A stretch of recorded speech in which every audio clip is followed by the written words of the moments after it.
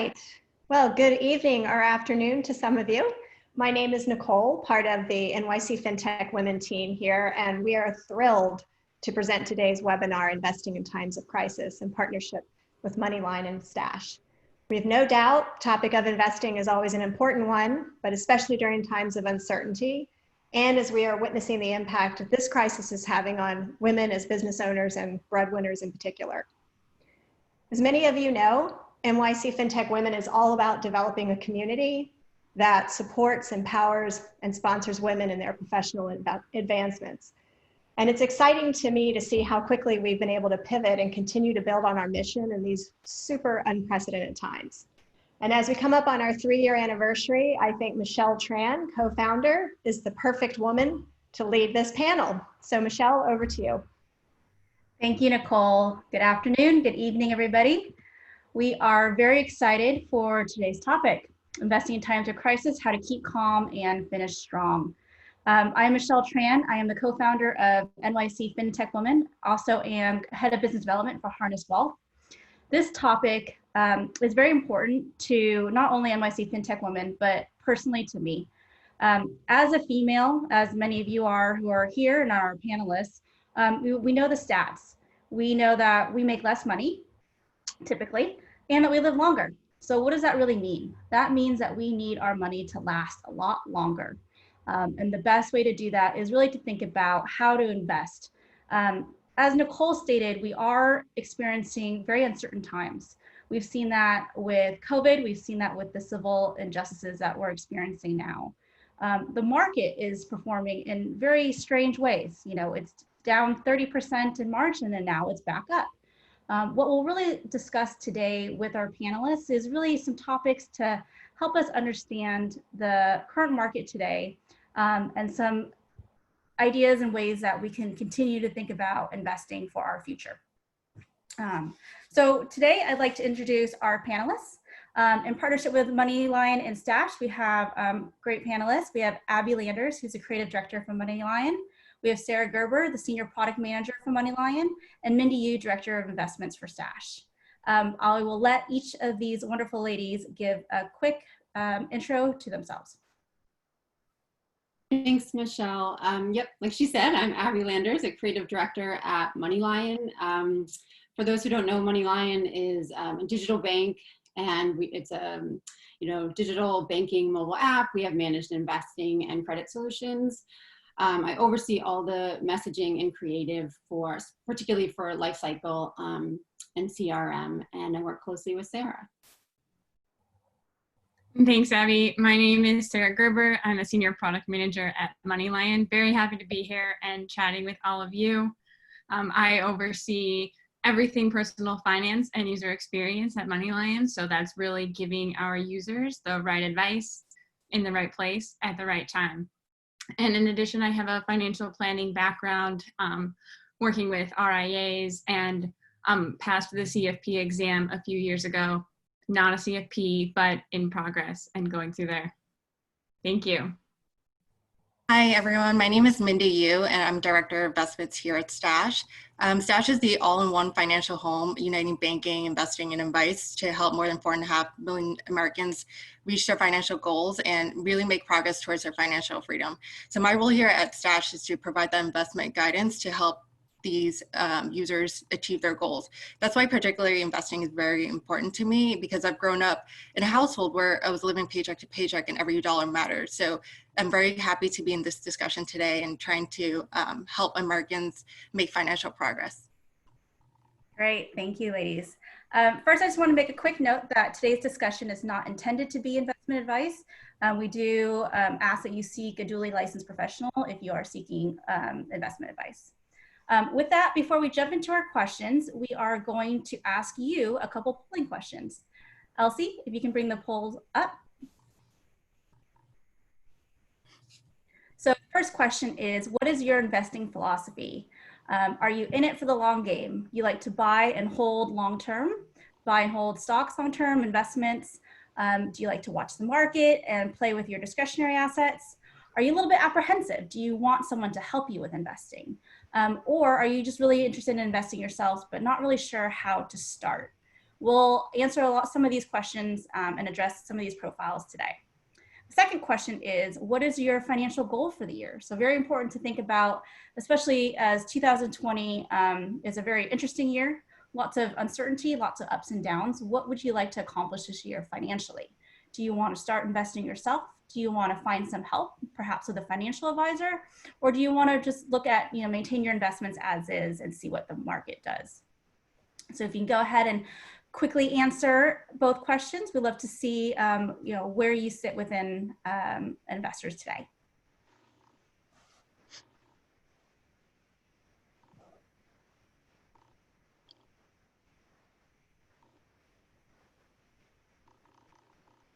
Great. Elsie, are we able to pull up the results?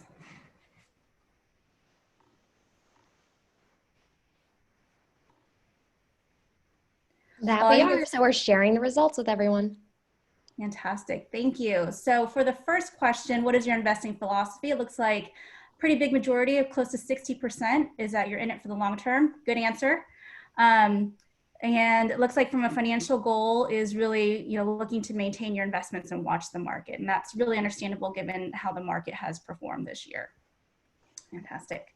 Great. Well, I'd love to jump into our first question. So I think, Abby, I'm going to go with you for our first question today. So as we think about how women invest and how men invest, what are some important considerations that we need to think about as females? Do women need to think about investing differently from men? And if they do, how and why? Sure, thank you. So yeah, we have a lot to talk about. It's an exciting time to be an investor, to say the least. This is sort of a two-part discussion, and I'm excited, like you or Michelle, to see the polling results that people have a long-term focus. Everyone's financial situation is different, but there are some foundational elements. We can talk about considerations for investing, whether you're starting or maintaining a plan. And it all comes back to your goals. Think of it like the ultimate self-care. When you're thinking about your investment plan, you want to think about what you're investing toward. You're investing toward retirement most likely, but are there other shorter term goals along the way? A house, a car, a wedding, a baby, a small business, things like that. So to sort of ground you, it's always a good idea to know your goals, so you can map out your investing goals. You want to map them to your personal goals. And you can also use that to motivate you too, knowing what you're working for, because investing there's a little bit of work, there's a little bit of sacrifice. So keeping them focused on what you're going to achieve is really helpful. Next to that is your time horizon. Think about how long you have till you need that money. So you may have your 401k, your long-term plan to maintain your lifestyle in retirement, but is there something you want along the way that's closer, and that will affect how you invest, when you're going to need that money, whether you're investing for growth or for income over time. And that also ties to figuring out your risk tolerance, which is a foundational step for any investor. And people might be finding now that their risk tolerance is a little different than they thought, because there's two sides of risk tolerance. And I think people think about the financial aspect a lot, but they don't think about the emotional aspect. On paper, you could maybe withstand major fluctuations, but if you can't sleep at night because your portfolio is all over the place, that should factor into your comfort zone as well. And especially now, maybe you had a target allocation and this is your first financial crisis as an investor. So maybe you want to rebalance or adjust, as long as you stay invested and stay diversified, you can look at those things. Your target allocation can change over time. Another foundational element is diversification, which I like to think everybody knows that diversification is critical, but it's so valuable because it allows you to achieve multiple goals with the same portfolio by holding the right investments. And you can also cushion against risk by holding the right balance. And I think other panelists today will have great insights on diversification and the tools to get you there. So when we come to the second part of the question, it's women in investing. And like Michelle said, we certainly have special considerations there. Giving the latest estimates from, I think it's the CDC, says that we live 5 years longer than men. We also make about 80 cents on the dollar compared to men, and that's a much larger gender wage gap for women of color. For these reasons, we have to be even more focused on building wealth in the market, and we don't have any time to spare. But the problem is that not enough women are using the markets and the stock market to build wealth. You know, there's plenty of studies I looked at that show that participation among women is much lower than men in the markets, you know, where 50% versus 70%, those kind of gaps. And that a lot more men are comfortable investing in the stock market, whereas women tend to go to, you know, cash instruments like money market accounts or a CD. At MoneyLion, we find that, so we have, you know, a spectrum of portfolios, and at the most aggressive end, I looked at the 2 most aggressive portfolios we offer out of 7. Only 25% of women are in the most aggressive portfolios, but well over half of the people in the most conservative portfolios are women. So they're, you know, they're entering the market. I'm proud to say that MoneyLion is about 50-50 investors, male to female, but women are just a little bit, you know, apprehensive to get in the game. And then when you look at account sizes, the bigger the account gets, the more likely it belongs to a man. So, you know, we got to get in the game. And it leads to the question, well, why aren't women investing more? And there's some factors around, you know, maybe a lack of confidence, or we think, oh, we have to have a certain amount of money before we invest. We want to wait till we have that big job that pays more, or have enough money set aside. And maybe financial lessons weren't passed along to us like they were to sons, or maybe we weren't steered into the same finance classes in school. Maybe your partner says, I'll take care of the investing. I got it figured out. And actually that leads me to one of my points about why women are or can be better investors. It's been shown that actually women who are in the markets, and there's several studies that show this, do perform better than men. They outperform. And one of the reasons they tend to outperform is women know what they don't know. They don't have this illusion of control. You know, there's this idea of like, oh, I need to wait till I look everything up and I become an expert. And women think, well, I'm not an expert. I can't invest till I am. And that's not the case at all. You know, the markets can't be timed. And so knowing what you don't know and knowing that you don't know it and admitting it is actually an amazing attribute for an investor, because you can, you know, you can look at the facts, you can look at historical performance, and trust the process, because there is a tried and true playbook for making money in the markets. Also giving us a little bit of an inherent advantage is a risk aversion. You know, many economists, or many investors, I guess, say that one of your biggest enemies as an investor is your emotions. So like overreacting to market drops or headlines or something that looks like it's taking off and you have to get in on it. Women tend to make a plan and want to stay the course. And so staying the course through thick and thin over time has rewarded investors, you know, every time, because markets always recover. Another strength of women that people tend to say is good for investing is general like patience and our nurturing tendencies. Investments need to be nurtured. You have to keep feeding them, giving them more. You have to kind of trust the process and wait and be patient and let them grow. And so women sort of have a natural ability to do that. We're seeing now with this pandemic that the majority of essential and healthcare workers are women. 1 in 3, you know, crisis jobs is held by a woman. These are all sort of skills and traits that are very valuable for investing during a crisis and can lead to good results. So, the last thing I'll say is that, so I've been guilty of this too, letting money sit when you know that it should be invested. But if women can sort of feel empowered and trust that they have what it takes, if you take the money, even there's, accounts like MoneyLion or Stash where you can get started with like $1 or $5, and where you can get all the advice you need. It's very valuable. And if you take that money that's sitting in your checking account or your savings account, and you can get it into a diversified portfolio, like the S&P 500 returned 9.8% a year on average over the last 90 years. It's like, you're going to get 1% in a savings account. So we just have to trust ourselves and give it a go. And more women need to get into the market. And I think, once we do, it's shown that we have great results.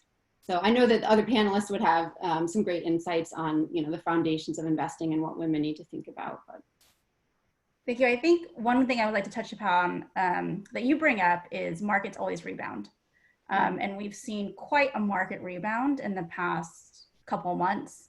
But it still puts a lot of people at unease just because the markets have performed so radically.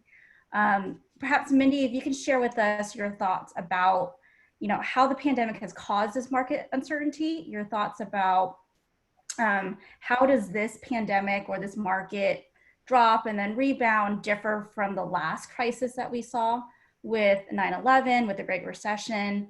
How should people be thinking about the past couple months, because that's quite a swing of events to happen? Yeah, so that's a very important question. It's just been a shock what's been happening in the world lately. What we're experiencing right now is unlike something that's happened historically in a market event. This has been happening because of an unforeseen pandemic. It's caused a global shutdown of this magnitude where businesses big and small were impacted and were forced to close like pretty much overnight. And we were given an uncertain timeline on when to return.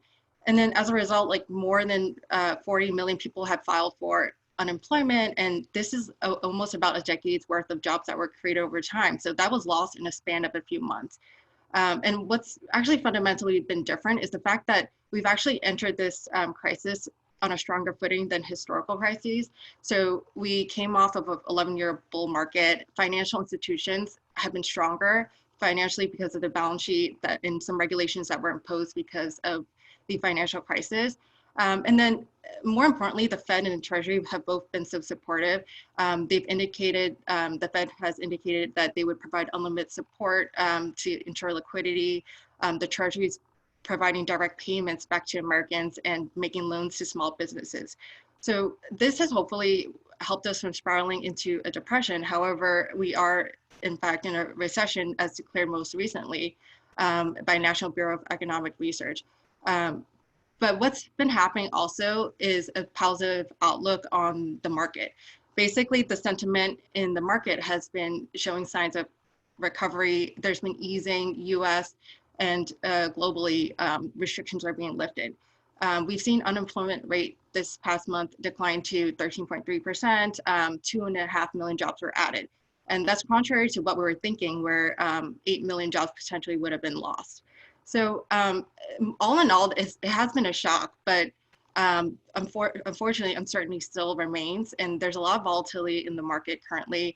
What we're watching out for is like how much of the jobs lost will remain lost and whether businesses will return, and what's this new return back to normal without a vaccination, and how can we diversify ourselves in this market volatility.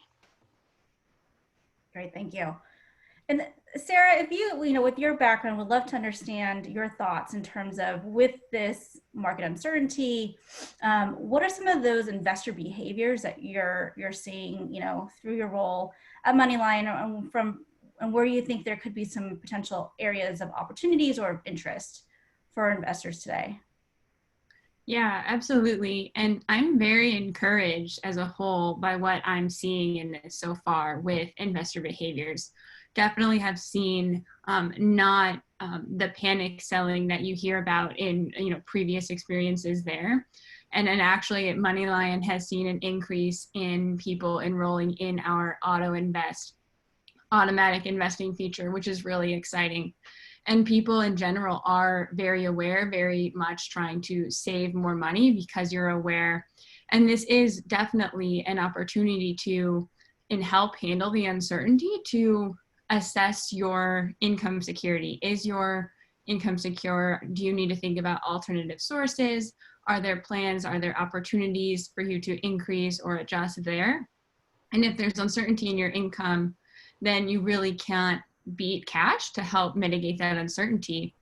But overall, assuming that you're feeling really good there, the action is to keep on keeping on, to stick to your personal financial strategy. If you're building up your emergency fund, keep doing that. If you are paying off high interest debt, keep doing that. Keep investing in your 401k, keep making those contributions, and really assessing how you feel about the previous. So this is an opportunity to assess your investments alignment with your goal. So what Abby and Mindy were saying earlier, making sure that your investments align with your goals and your time horizons there. If you are trying to go on vacation after sitting at home for a few months, maybe in 6 months, maybe that's something that's more better to have in cash.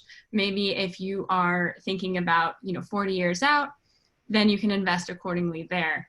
But the key thing there is, do you have the capacity to take that risk, or do you also have the tolerance to take that risk as well? Can you sleep at night? Were you too aggressively invested when March happened? Do you need to make some adjustments there? Were you too conservatively invested? Were you really trying to buy as much as possible there? If you really keep doing what you're doing and keep dollar cost averaging, where you keep putting money into the market at regular intervals, you can be okay. If you're really looking for some actions to take, there are very concrete actions from a financial planning standpoint that you can take when markets experience losses. One thing, tax loss harvesting. The IRS allows you to take $3,000 in capital losses against your ordinary income every year. So if you are already going to sell investments or already trying to diversify your company stock holdings, say, it can make sense to use that as a double whammy there. Second thing. Can you describe what tax loss harvesting is? Absolutely. And so if you have bought an investment for $10,000, now it's worth $5,000 today because we're, at the second half of March, you have a $5,000 loss on that investment. Bummer from that investment perspective, but the IRS recognizes that investing, carries risks and allows up to $3,000 of that $5,000 loss to take when you file your income tax returns in the following year, offset that and deduct it against your ordinary salary income, any other income. You can't do that indefinitely. $3,000 is a small amount, but it is a very concrete action that you can take, and whatever company that you're investing with will send you a form that you can then take that. And so it's really trying to make lemonade out of lemons is what that is. Great, thank you.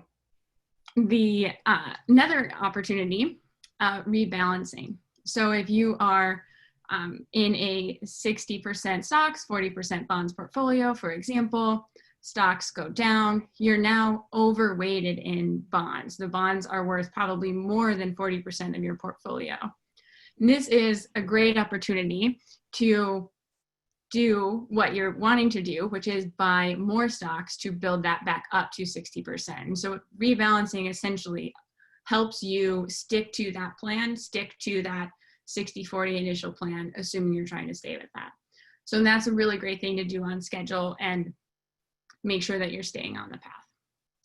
And the third thing that I'll end with there is Roth conversions as well. If you have money in a traditional IRA, that is pre-tax money, and you can then convert that into essentially post-tax money and choose to pay taxes on that money at a lower rate than you would normally be. And so if it is at a lower value because the market has just experienced losses, then you can pay less in taxes on that money than you would have ordinarily. That is something that it can be a little bit more specific to your financial situation, but definitely something good to consider if given the opportunity. And just to clarify there, in terms of traditional IRAs, and Roth IRAs, what are the differences between the two that people just need to keep in mind? Absolutely. A traditional IRA and Roth IRA. First of all, IRA stands for Individual Retirement Account. These are accounts that you can open on your own at any time. And a traditional IRA is money that you put in pre-tax. So even though you're putting that money in with money that's just coming from your bank account, from your paycheck, it is money that you have not paid tax on yet, because come the following year, you'll fill out that form and the IRS will note that you contributed. So you've effectively deducted that from your income. You have to meet certain limits. This is not for very high income individuals to be able to get that deduction, but it is an opportunity. And then later, the advantage is that it grows tax deferred, and then you do pay taxes on that money when you take it out in retirement. A Roth IRA is something that you've decided to pay taxes now on, and you said, okay, I'm in a low enough tax bracket compared to where I'll be in the future. Say, I'm going to pay taxes now, and then assuming I meet all of the little like asterisk requirements, you can take tax. You can withdraw that money tax-free later on. So that's typically called, is that called a backdoor Roth conversion?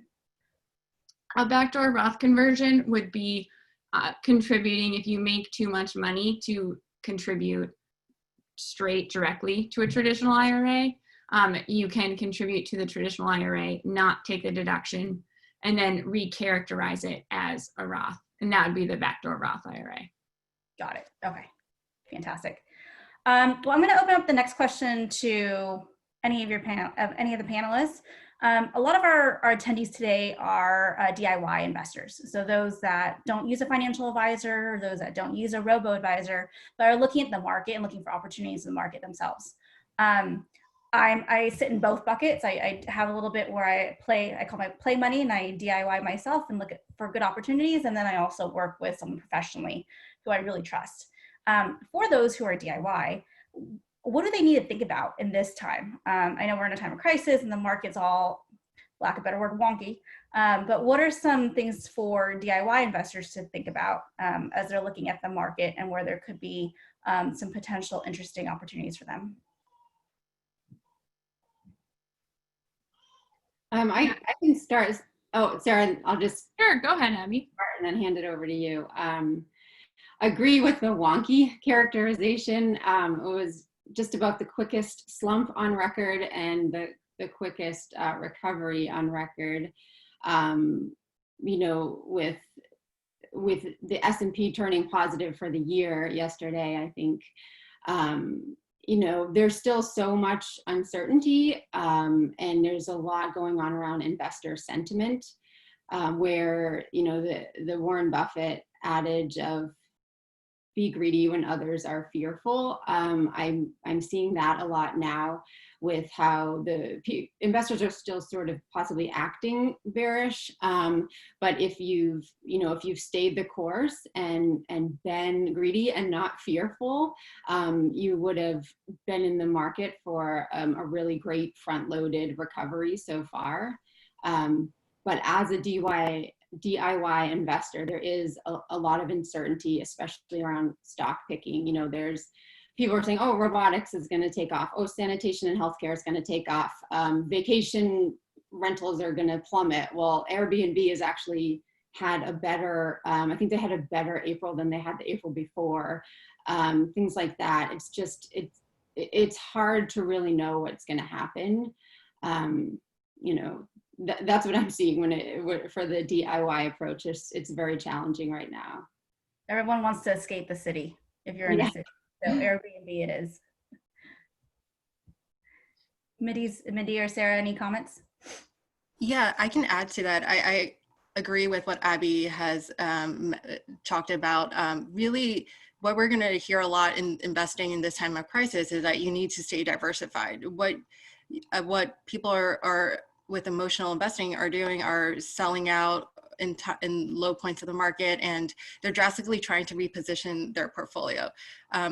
This level of uncertainty where we're hitting all-time highs one day and then all-time lows the next, it's just really terrifying to be experiencing this at this time.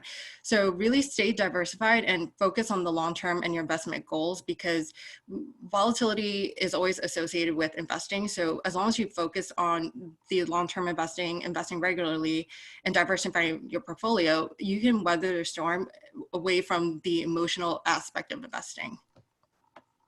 Mm-hmm.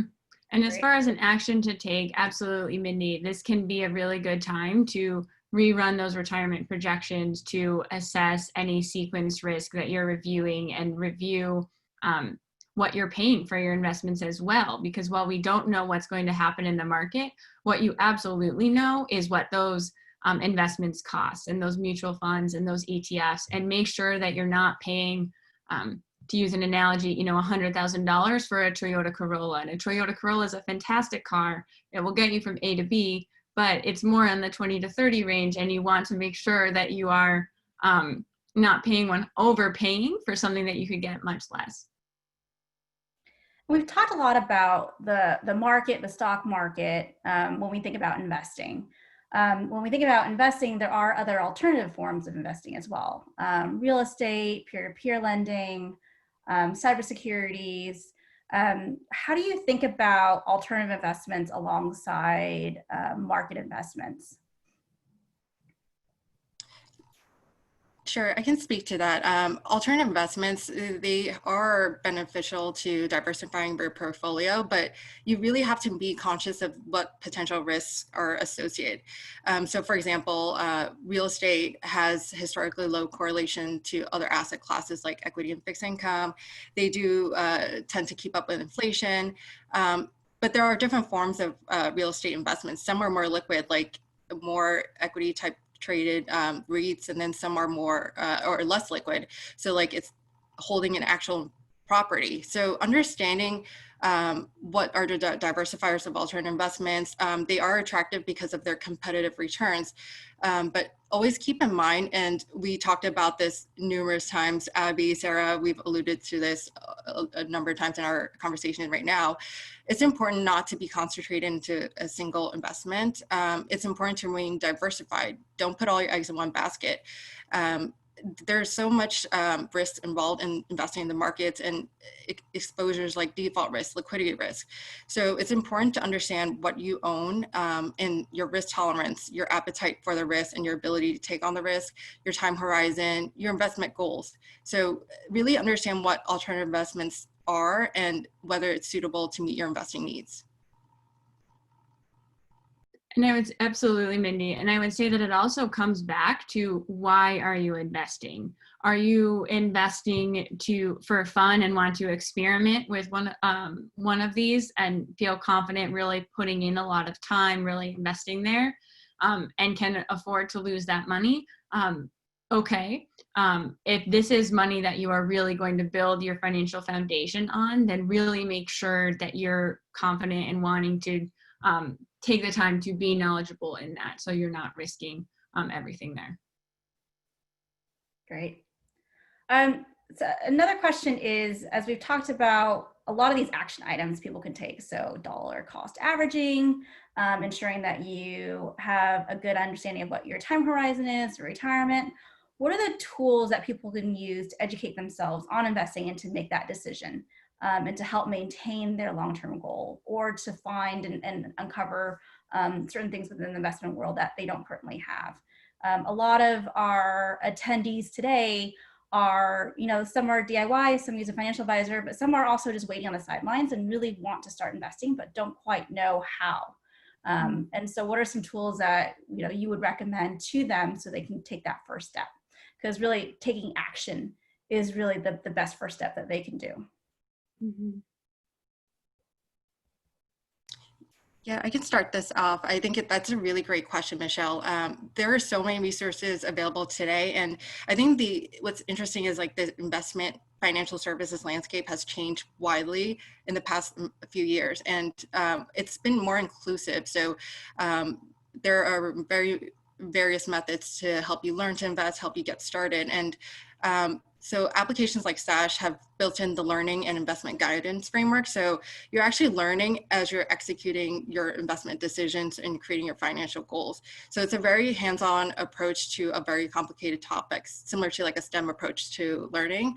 And applications similar to Stash and MoneyLion, we kind of cater to everyone's unique comfort level. So some people might want that financial freedom to do whatever they want, to kind of explore in the app, create their own portfolio, and that's really, really great. And what a lot of these apps have done is they overlaid guidance on top of it, so it kind of helps you go in the direction that you kind of keep those guardrails in place, so it promotes your confidence in what you're doing.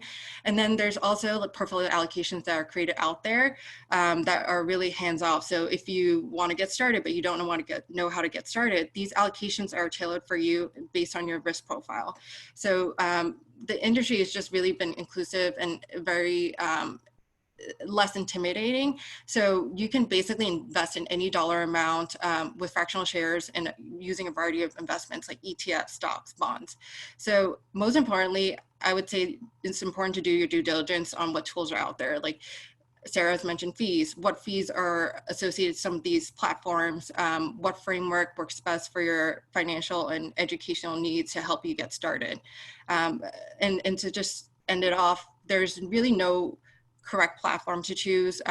Here at Stash, we have investment philosophy. As long as you keep to this investment philosophy and think of this framework, and this is something we've talked about in this conversation a lot, it's really the Stash way to invest for the long term, invest regularly, and make sure you diversify.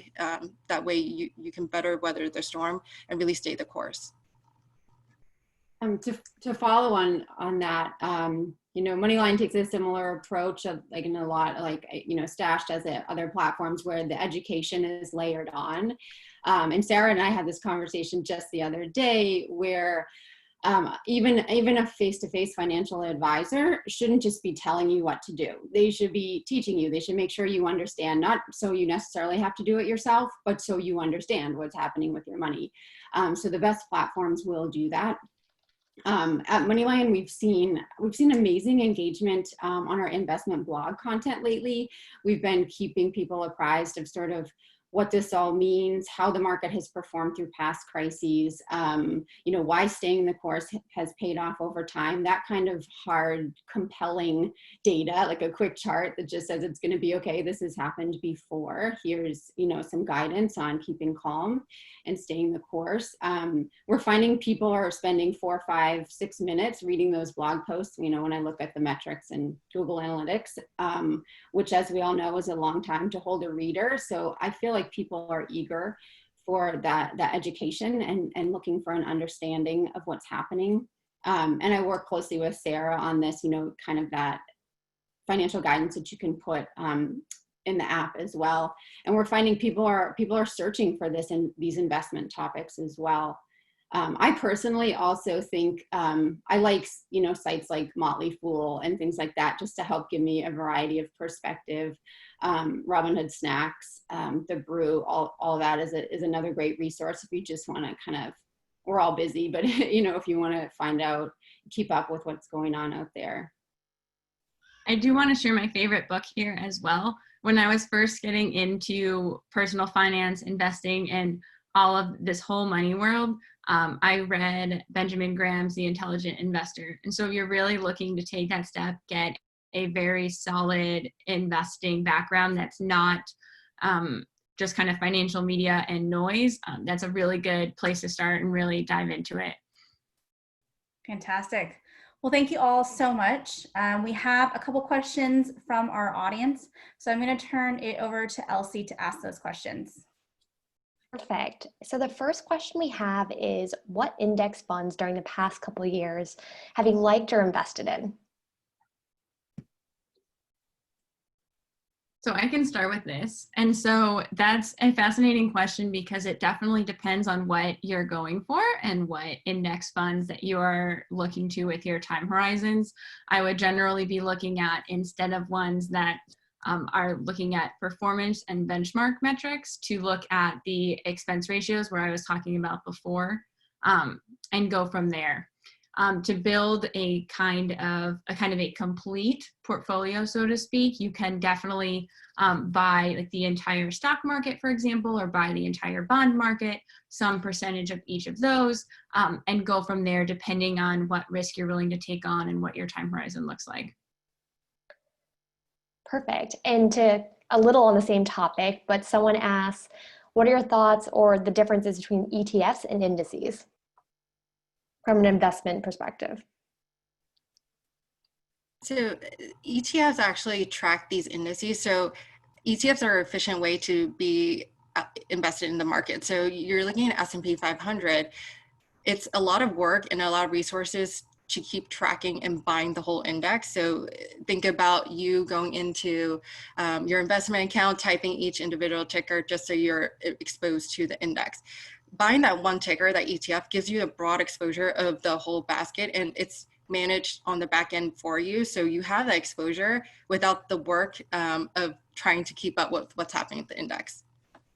Yeah, you can think of it kind of like a basket where companies have created and like filled up baskets with pieces of all the individual companies, and then you can just buy the whole basket itself without you having to individually track and buy and sell each of these individual stocks in the what's comprised of the index.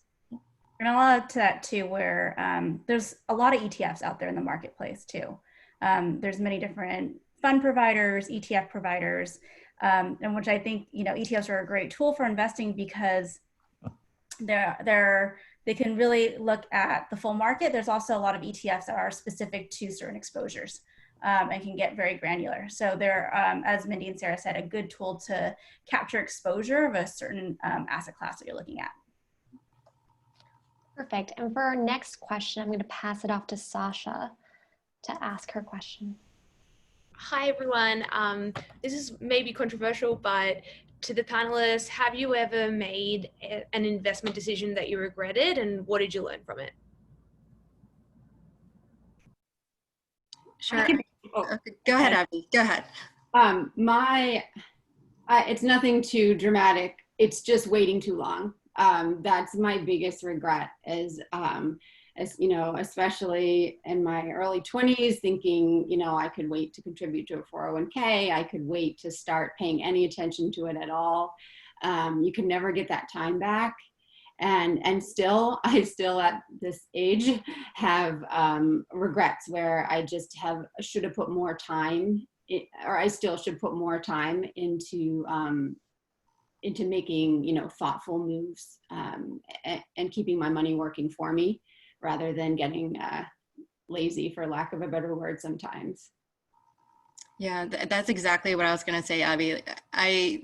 My biggest mistake was being fearful that, you know, trying to time the markets. When should I invest my money? Am I going to lose all my money? What's the perfect way to do this? But it's about time in the markets, not timing. The sooner you start investing in increments over time when you can, it's really going to benefit you, the compounded growth that your assets are going to grow. Because if it's going to sit in cash, inflation is going to erode that purchasing power of the cash. So not investing, and especially for your retirement, that was really one of my biggest mistakes, starting too late. I was going to say something similar also around, and in my case, it was actually student loans and balancing paying off student loans with investing. And it's not so much a regret, but it's just always, it was a continuous, how do I do this? Which one should I be going to? And use a battle to really kind of do the math, but also really look inward at your emotions and manage that. Perfect. And so for our next question, we have a live one from Sachi. I'll pass it off to you. Awesome. Thank you so much. Thanks, panelists, for making time for this event. My quick question for you guys is, what is MoneyLion and Stash and Fintech overall firms are doing to attract new female investors, knowing some behavioral challenges that we discussed early on during the call to, you know, make sure that we are kind of securing our future for investing? I think lowering barriers to entry is something that MoneyLion aims to do. I think it is working, you know, as we see that we're almost 50-50 women investing in men. The work that needs to be done is encouraging women to find the right allocation for them, you know, not to, you know, accept our recommendation and then back it off to be too conservative, and to consistently put in more, you know, consistently invest over time. We have, I think we have more, Sarah, you have the data as well, slightly more men are auto investing than women. Women might be fearful of sort of making that commitment long term. But the education and the managed accounts, I think, are really valuable to bring more women in. Offering guidance, offering set it and forget it solutions that also have a little bit, you know, of autonomy as well, where you can make adjustments. Yeah, I agree with Abby.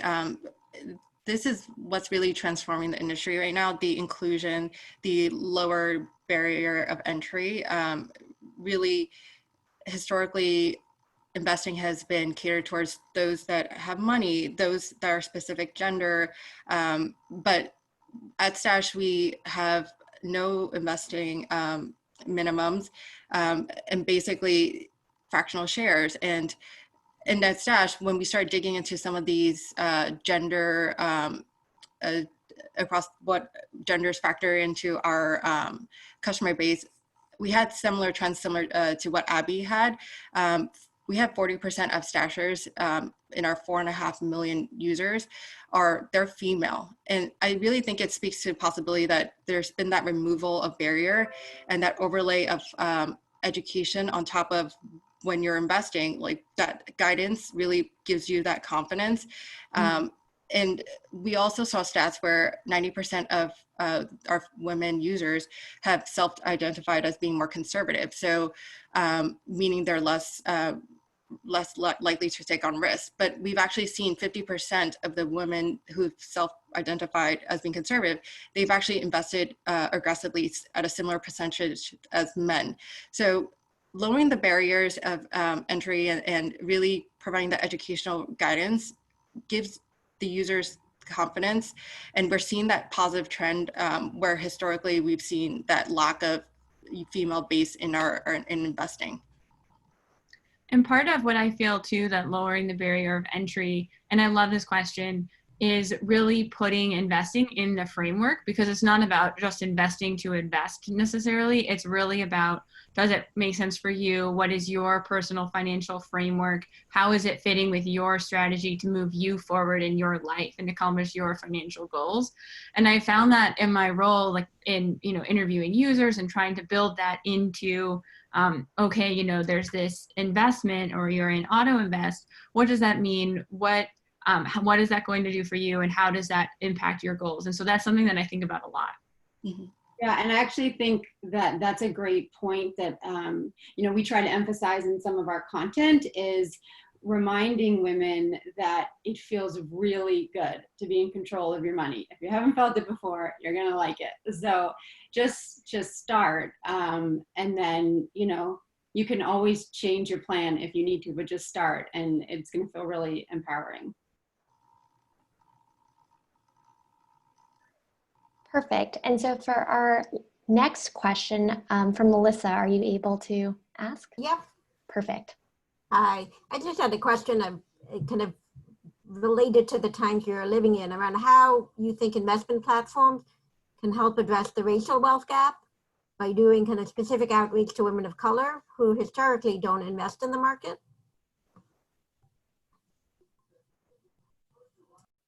Yeah, so with MoneyLion in particular, I know that we do a lot of content around what it's like to invest or to get started in banking, digital banking. If you are new to this country, if you are just building credit for the first time, helping people prioritize those kind of, you know, you get here, or you know, this is the immigration story, but you need prioritization of all these goals that you're starting, and then, you know, back to the low barrier of entry when it comes to very uneven playing field in terms of income.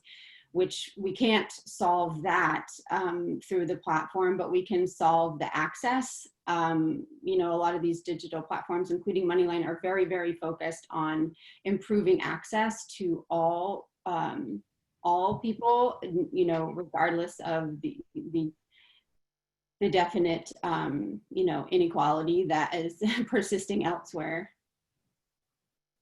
Yeah, I echo Abby's thoughts on that as well. And at Stash, we're really interested in creating that one financial home for Americans everywhere who want to get started. So really taking a look at your spending habits, trying to help you get into that whole budgeting aspect of spending less than you earn, really creating that foundation, emergency funds, and then helping you progress your way through the steps in order to start investing and feeling comfortable with investing, and really take a look at your whole financial snapshot and build those foundations in order to get you comfortable in a place that really achieves what you want as a financial, in terms of financial freedom. Great, thank you, Mindy. Thank you, Sarah. Thank you, Abby. I know we have a number of questions from our audience that we just aren't able to get to today, but really appreciate our panelists joining us today for this very important discussion, as well as for all the attendees for joining us today as well. At NYC Fintech Women, I think to that last question, you know, what we really seek and what our mission is to provide an even playing field for women in fintech across the genders, across race. And we do that by ensuring that we have great education and great platforms for people to learn and for women to become visible. So I do want to mention a couple of our upcoming events. So we have an event with Debanked this week on Thursday. And then we have an event with Uncork on the 23rd and Carta on the July 13th. So keep an eye out there. You can log on to nycfintechwomen.com and visit our events page. And once those are up, you'll get notified with an email. So one final thank you to everybody, panelists, attendees. Thank you, Elsie, for all of your technical assistance. We wouldn't be here without you. But please reach out if you do have any additional questions. Reach out to our speakers and our panelists directly as well. And we hope everyone has a wonderful day. Thank you for attending.